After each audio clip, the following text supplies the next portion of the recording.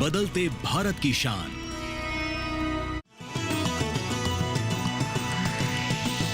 DD किसान, बदलते भारत की शान।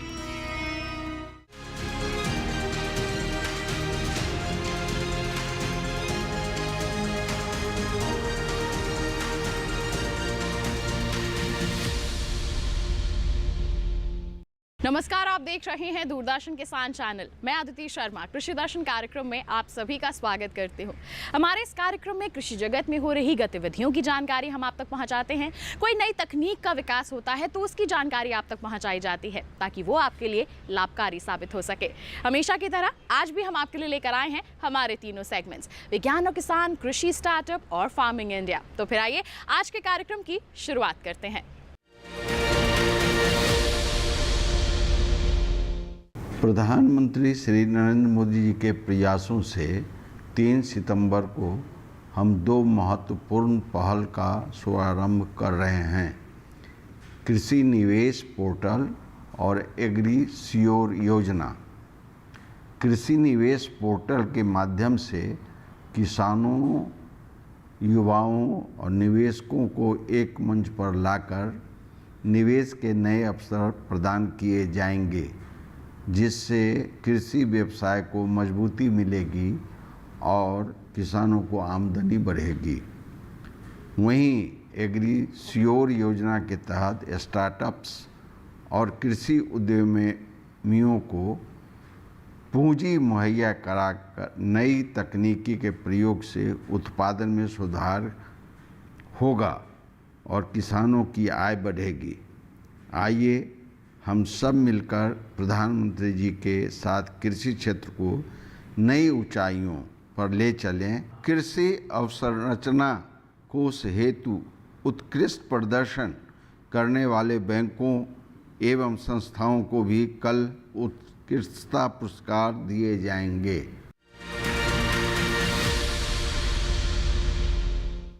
आइए किसान भाइयों बहनों, सबसे पहले कार्यक्रम में नजर डालते हैं सम्मेलन से प्रगति की ओर पर। दिल्ली स्थित कृषि भवन में सब्जी क्लस्टरों पर ध्यान केंद्रित करते हुए बागवानी क्लस्टर और मुख्य श्रृंखला विकास पर 1 दिवसीय कार्यक्रम का आयोजन किया गया। क्या कुछ खास रहा इस दौरान, आइए दिखाएं आपको। बागवानी क्लस्टर और मूल्य श्रृंखला विकास पर 1 दिवसीय कार्यक्रम आयोजित किया गया।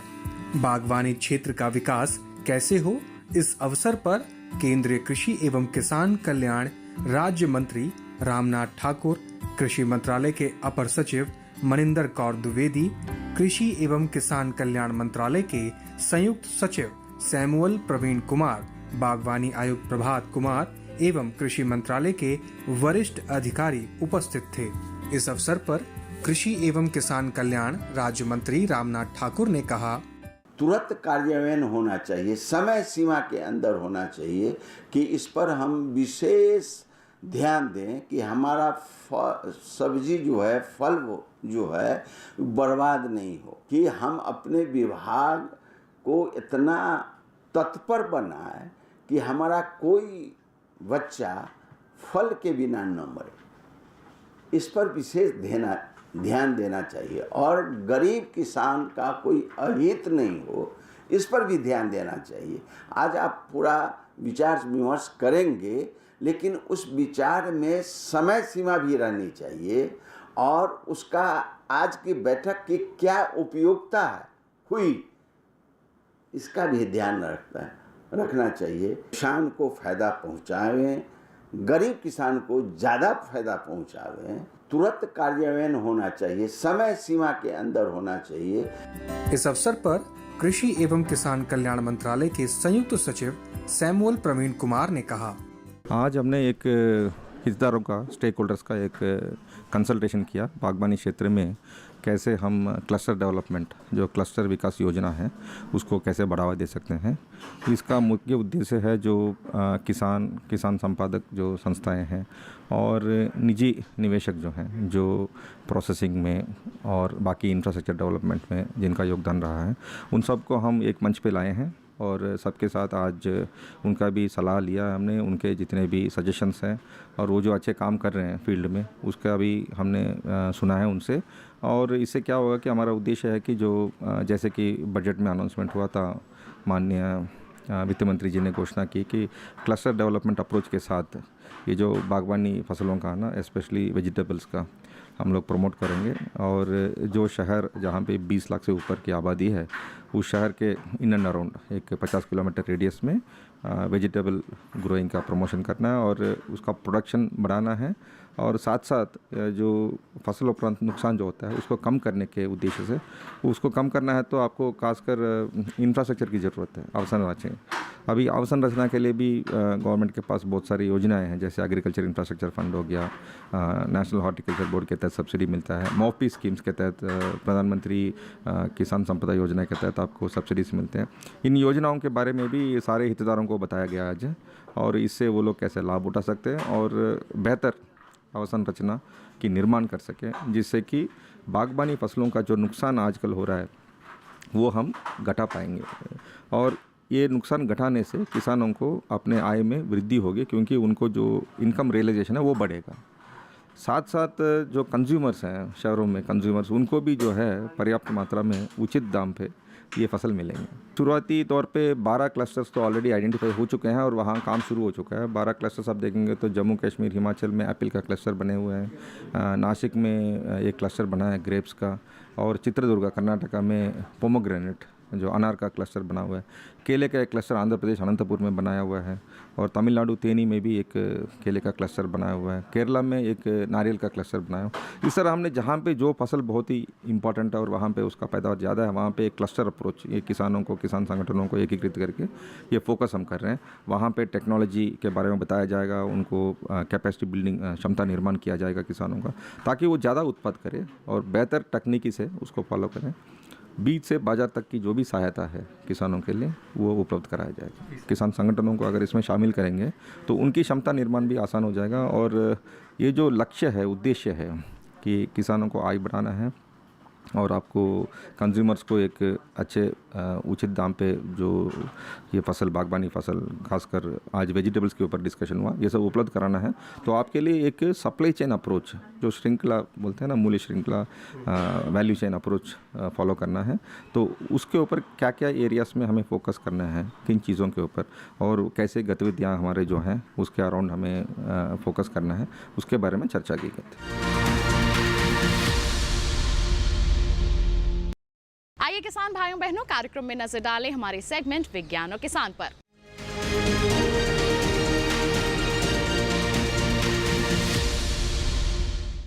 कृषि के क्षेत्र में अब बदलाव हो रहे हैं। हमारे किसान जहां पहले रासायनिक खेती करते थे, अब अलग अलग खादों का प्रयोग करने लगे हैं। उन्हीं में से एक है केचुआ खाद। जी हाँ, केचुआ खाद का अगर हम उपयोग करते हैं तो ना केवल हमारी जो खेत की मिट्टी है उसकी उर्वरता में बेहतरी होती है, साथ ही साथ जो फसलें उगाते हैं हम उसकी गुणवत्ता में भी सुधार होता है। तो केचुआ खाद किस तरह से तैयार की जा सकती है, कैसे इसका इस्तेमाल किया जा सकता है, आइए जाने सेगमेंट के माध्यम से।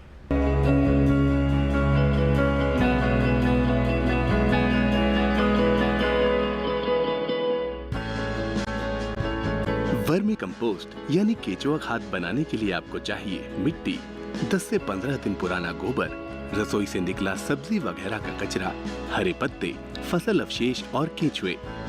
केंचुए इस तमाम सामग्री को खाते हैं और बदले में जो मल त्यागते हैं वही खाद कहलाती है। मिट्टी में 16 तरह के पोषक तत्व पाए जाते हैं। यही पोषक तत्व फसल उत्पादन में हमारी मदद करते हैं। इनमें से किसी भी तत्व की कमी होने पर किसान रासायनिक खाद का इस्तेमाल करते हैं, जबकि अच्छी क्वालिटी के वर्मी कंपोस्ट में सभी 16 तरह के पोषक तत्व मौजूद रहते हैं। यही वजह है कि वर्मी कंपोस्ट मिट्टी की भौतिक संरचना सुधारकर मिट्टी को प्राकृतिक रूप से उपजाऊ बनाता है। इसके अलावा मिट्टी की जल धारण क्षमता में भी इजाफा करता है और पौधों की जड़ों के पनपने के लिए सही वातावरण तैयार करता है। किसान अगर जैविक खाद और रासायनिक उर्वरकों का सही अनुपात में इस्तेमाल करेंगे तो ज्यादा मुनाफा कमा सकेंगे। वर्मी कंपोस्ट गड्ढों में तैयार किया जाता है। अगर गड्ढा 13 फुट लंबा, 3 फुट चौड़ा और 1 फुट गहरा है तो उससे 9 से 15 क्विंटल तक केचुआ खाद हासिल की जा सकती है, वो भी सिर्फ 60 से 70 दिनों में। केंचुआ खाद बनाने के लिए आपको छायादार जगह की जरूरत होगी। ऐसी जगह जो बाकी जमीन से थोड़ी ऊंची हो, ताकि बरसात का पानी इकट्ठा ना हो सके। रोशनी जितनी कम होगी, केंचुए उतने ज्यादा सक्रिय रहेंगे। अगर आप कारोबार के लिए केंचुआ खाद बना रहे हैं, तो फिर शेड तैयार करना बेहतर रहेगा। इन्हीं शेड में वर्मी कंपोस्ट का बेड तैयार किया जाएगा। बेड की गहराई 30 से 60 सेंटीमीटर, चौड़ाई 1.5 मीटर और लंबाई सुविधा अनुसार रखें। गहराई इसीलिए कम रखी जाती है ताकि उसमें गर्मी पैदा न हो और केंचुओं को नुकसान न पहुंचे। व्यावसायिक वर्मी कंपोस्ट के लिए आसपास पशुपालन का होना जरूरी है, ताकि गोबर आसानी से उपलब्ध हो सके। गड्ढे के फर्श को मजबूत कर लें, इतना मजबूत कि केंचुए जमीन में दाखिल ना हो सके। याद रहे, फर्श को पक्का नहीं करना है। पक्का कर देंगे तो अतिरिक्त पानी जमीन के अंदर नहीं जा सकेगा। 2 गड्ढों के बीच कम से कम 1 फुट की दूरी रखें, ताकि चलने फिरने के लिए जगह मिल सके। कंपोस्ट तैयार करने के लिए सबसे पहले नारियल का छिलका, केले के पत्ते और पुआल जैसी फसल अवशेष की 3 से 4 इंच की परत बिछा दें। इसे हार्ड बेड कहते हैं। इसके ऊपर गोबर और उपजाऊ मिट्टी को बराबर मात्रा में मिलाकर 6 इंच की परत बिछा दें। इसके बाद हर गड्ढे में 4,500 केंचुए डालें। इस तरह हर वर्ग फुट में केंचुओं की संख्या 100 होगी। सबसे अच्छी किस्म लाल रंग वाली एस्किनिया फेटिडा है। इसे रेड वर्म या टाइगर वर्म के नाम से भी जाना जाता है। इसके ऊपर तीसरी परत बिछाई जाएगी, जिसमें कार्बनिक जैव अवशेष और उतनी ही मात्रा में गोबर मिलाकर डालना होगा। गोबर 10 से 15 दिन पुराना होना चाहिए। ताज़ा गोबर डालेंगे तो केंचुए मर जाएंगे। ये परत 12 इंच की होगी। अवशेष और अपशिष्ट जितने बारीक कटे होंगे, केंचुओं के लिए उतने ही बेहतर रहेंगे। अवशेष अधपका होना चाहिए। अगर अधपका नहीं है तो 15 दिन तक गोबर में मिलाकर रख दें। उसके बाद ही उसे गड्ढे में डालें। इसके बाद गड्ढे को बोरे बिछाकर ढक दें। इससे ढेर में नमी बनी रहेगी। सर्दियों में हर दिन 1 बार और गर्मियों में 2 बार पानी का छिड़काव करें।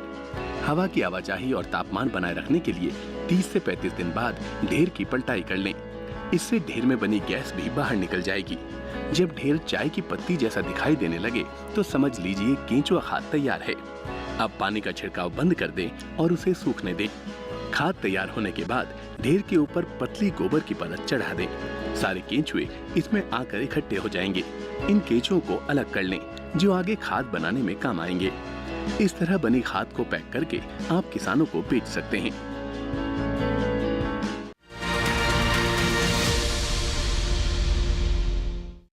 तो ये था सेगमेंट विज्ञान और किसान। इसी के साथ कार्यक्रम में वक्त एक छोटे से ब्रेक का। आप कहीं मत जाइए, देखते रहिए कार्यक्रम कृषि दर्शन और बने रहिए दूरदर्शन किसान पर।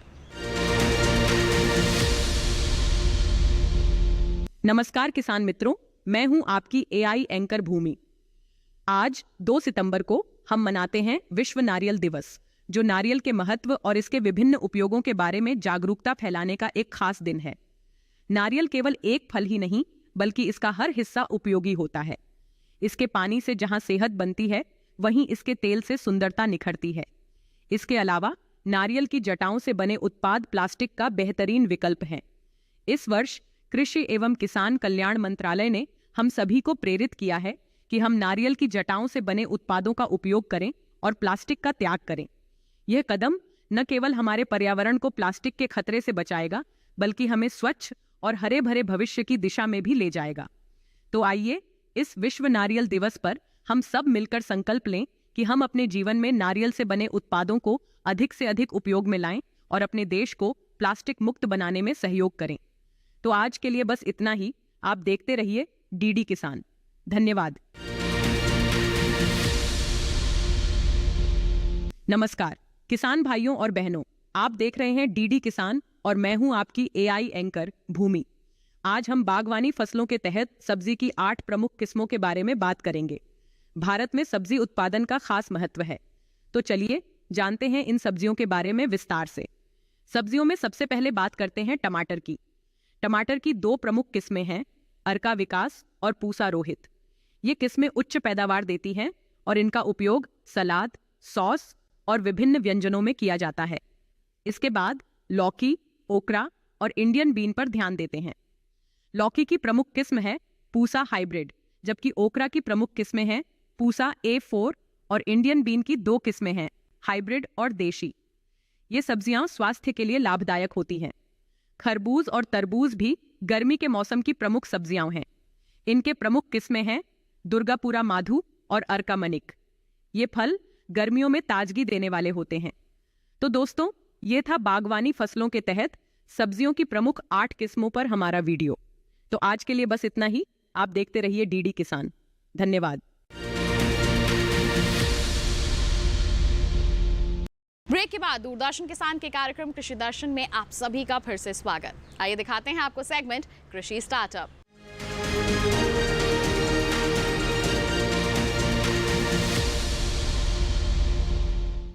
हमारे सेगमेंट में हम आपको देश के अलग अलग क्षेत्रों के जो सफल किसान हैं, जो एक सफलता के मुकाम को हासिल किए हुए हैं, ऐसे किसानों से मिलवाते हैं। उम्मीद यही करते हैं कि आप उनकी दास्तान को जानकर उनसे प्रेरित होंगे। तो आज के हमारे सफल किसान कौन हैं, जानने के लिए रुख करते हैं कृषि स्टार्टअप सेगमेंट का।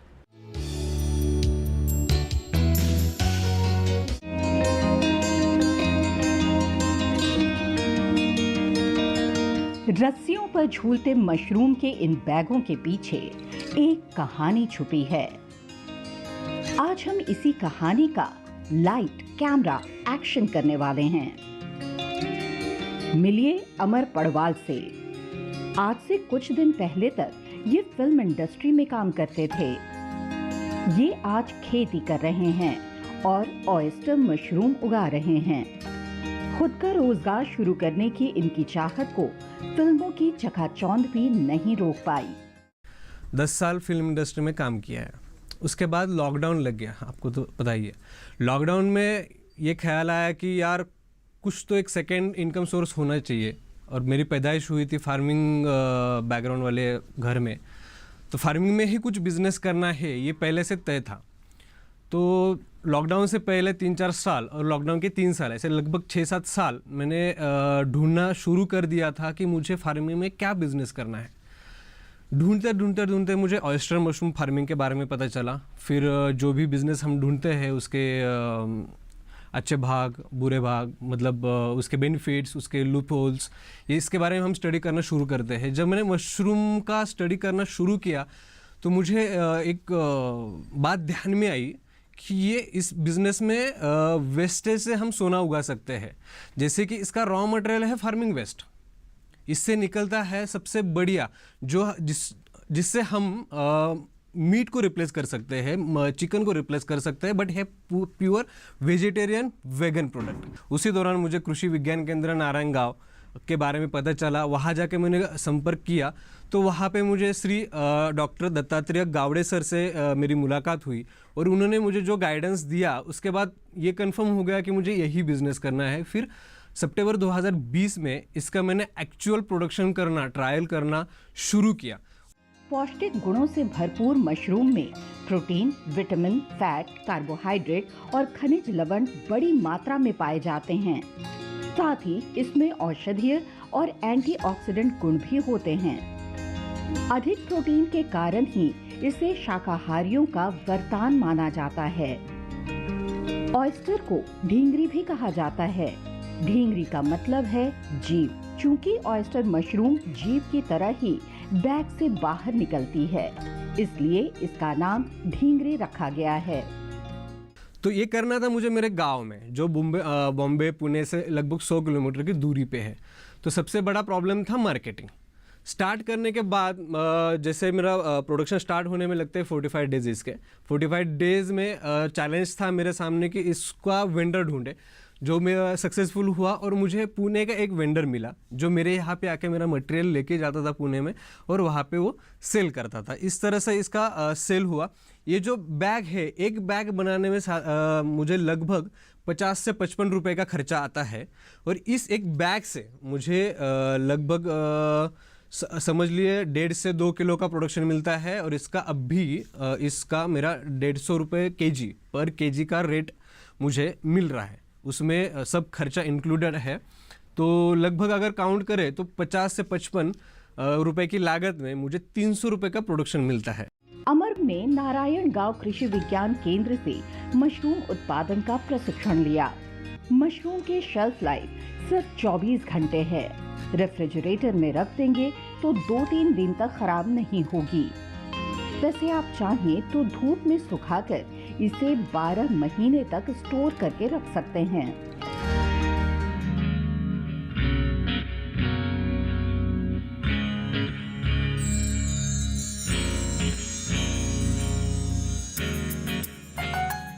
तो ये था सेगमेंट कृषि स्टार्टअप। इसी के साथ कार्यक्रम में वक्त एक और छोटे से ब्रेक का। आप कहीं मत जाइए, देखते रहिए कार्यक्रम कृषि दर्शन और बने रहिए दूरदर्शन किसान पर। नमस्कार किसान मित्रों, मैं हूं आपकी एआई एंकर भूमि। आज हम बागवानी फसलों के तहत कंदाकार फसलों की 3 प्रमुख किस्मों के बारे में बात करेंगे। ये फसलें जड़ के रूप में उगाई जाती हैं और विशेष पोषण तत्व प्रदान करती हैं। तो चलिए जानते हैं इन फसलों के बारे में विस्तार से। कंदाकार फसलों में सबसे पहले बात करते हैं आलू की, जो विश्व भर में लोकप्रिय है। आलू की 2 प्रमुख किस्में हैं, कुफरी ज्योति और कुफरी बहार। ये किस्में उच्च पैदावार देती हैं और इनका उपयोग विभिन्न प्रकार के व्यंजनों में किया जाता है। इसके बाद शकरकंद पर ध्यान देते हैं, जो एक महत्वपूर्ण कंदाकार फसल है। इसकी प्रमुख किस्म है SPV 92। शकरकंद पौष्टिकता से भरपूर होती है और इसका उपयोग विभिन्न व्यंजनों और स्नैक्स में किया जाता है। तो दोस्तों, यह था बागवानी फसलों के तहत कंदाकार फसल की प्रमुख 3 किस्मों पर हमारा वीडियो। तो आज के लिए बस इतना ही। आप देखते रहिए DD किसान। धन्यवाद। ब्रेक के बाद दूरदर्शन किसान के कार्यक्रम कृषि दर्शन में आप सभी का फिर से स्वागत। आइए आपको दिखाते हैं सेगमेंट फार्मिंग इंडिया।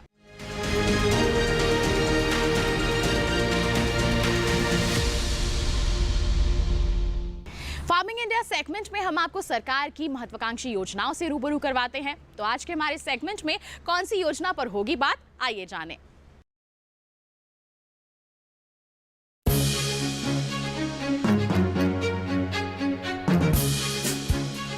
सिक्किम में जिला ईस्ट ब्लॉक गैंगटॉक की ग्राम पंचायत नांडोक सरमसा का वासी ओमा सिंह क्षेत्री। कुछ 1 साल भर पहले तक कहानी बिल्कुल अलग थी। मरेगा वो नहीं था तो हमारे पास आने के लिए कुछ नहीं था।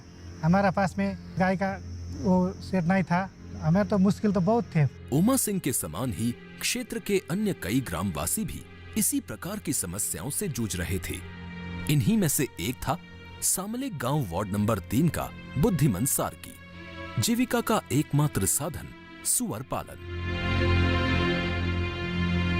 पहले तो ये सुअर पालने में बहुत दिक्कत था। सुअर का घर भी लकड़ी का होता था, तो बार बार बिगड़ जाता था, तो सारा खर्च उसी में लग जाता था, जो भी कमाई होता था ना। ग्रामीणों की समस्याओं को समझते हुए महात्मा गांधी नरेगा से जुड़े अधिकारियों ने क्षेत्र का दौरा किया। वार्ड मीटिंग्स के माध्यम से ग्रामीणों की समस्याओं और जरूरतों को जाना समझा। पहला हम लोग वार्ड सभा करके वार्ड में जाके वहाँ का कितना लोग गरीब है, कितना लोगों को ऐसा नीडी पर्सन, फिर उन लोगों का वार्ड सभा में इन लोगों से निकलती है, मुझे पिग का शेड बना के पिग पालना है, कोई बोलता है हम लोग गाय पालना है, कोई दूसरा ऐसा काम करना है। तो उन लोगों को उस हिसाब से हम लोग वार्ड सभा में लिस्ट उठा लेता है। उसके बाद में हम ग्राम सभा से पास कर लेते हैं। ग्राम सभा में पास करने के बाद अपना डिपार्टमेंट को ले जाके वहाँ से ये स्कीम सब गांव का लोग को देता है।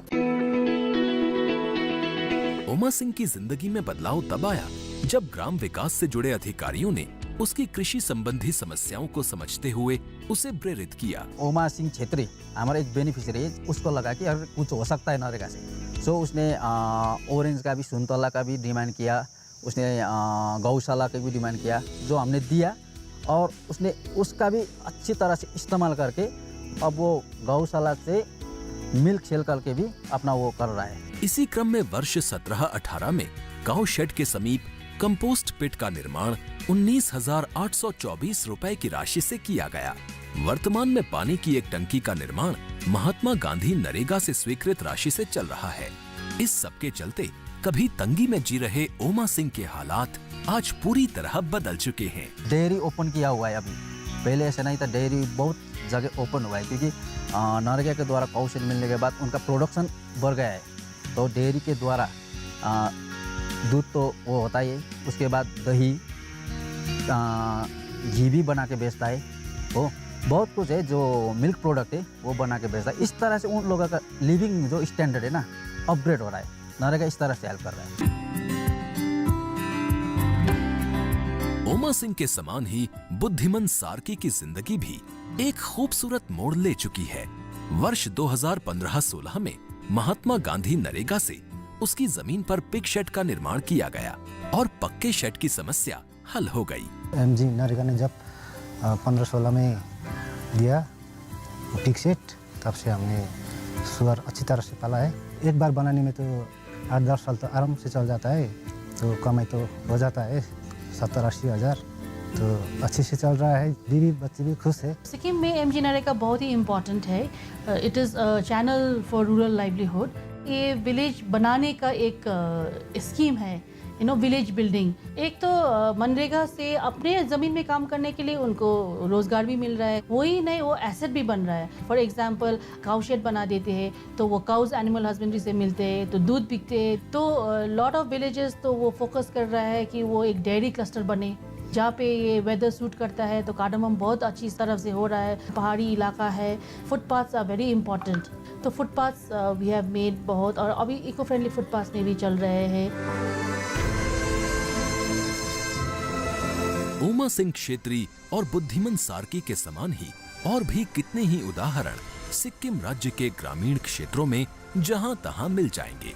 महात्मा गांधी नरेगा यहां के ग्रामीण जीवन में पूरी तरह आत्मसात हो चुका है।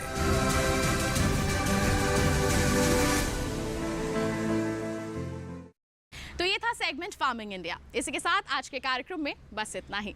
उम्मीद करते हैं जितनी भी जानकारियां आज के कार्यक्रम के माध्यम से आप तक पहुंचाई गई सभी आपके लिए फायदेमंद साबित हुई होंगी।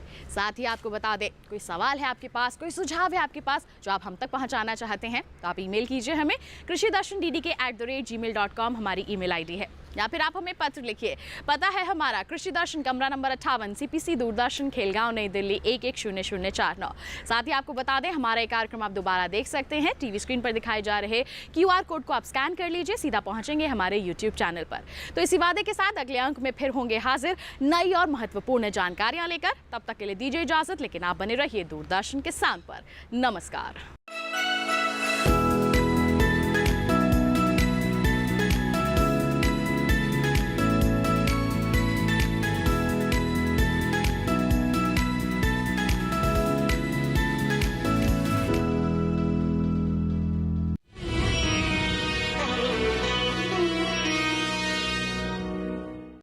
रानी अबक्का देवी का नाम सुना है तुमने? हमने तो सुना है, लेकिन अगर आप लोगों ने नहीं सुना तो फिकर नॉट। फ्रीडम फाइटर्स की कहानियां दिखाएंगे दूरदर्शन पर हर रविवार सुबह 11 बजे। क्रिश, ट्रिश और बाल्टी बॉय। नमस्कार किसान भाइयों और बहनों, आप देख रहे हैं मंडी खबर। मैं हूं आपकी AI एंकर भूमि। आज हम आपके लिए लाए हैं देश भर की मंडियों से ताजा तरीन भाव। सबसे पहले बात करते हैं सेब के भाव की। एग मार्केट के अनुसार गुजरात की पोरबंदर मंडी में सेब का भाव 7,500 रुपए प्रति क्विंटल रहा। हरियाणा की गुरुग्राम मंडी में सेब 7,500 रुपए प्रति क्विंटल पर बिका। हिमाचल प्रदेश की कुल्लू मंडी में सेब के सौदे 4,500 रुपए प्रति क्विंटल पर हुए। अब जानते हैं केले के भाव। गुजरात की पोरबंदर मंडी में केले का भाव 1,250 रुपए प्रति क्विंटल रहा। हरियाणा की गुरुग्राम मंडी में केला 2,500 रुपए प्रति क्विंटल पर बिका। जम्मू कश्मीर की नरवाल मंडी में केले के सौदे 4,200 रुपए प्रति क्विंटल पर हुए। अब बात करते हैं अमरूद के भाव की। हरियाणा की शाहबाद मंडी में अमरूद का भाव 3,000 रुपए प्रति क्विंटल रहा। जम्मू कश्मीर की नरवाल मंडी में अमरूद 7,000 रुपए प्रति क्विंटल पर बिका। पंजाब की जलालाबाद मंडी में अमरूद के सौदे 5,450 रुपए प्रति क्विंटल पर हुए। तो ये था आज का मंडी भाव। आप देखते रहिए DD किसान। धन्यवाद।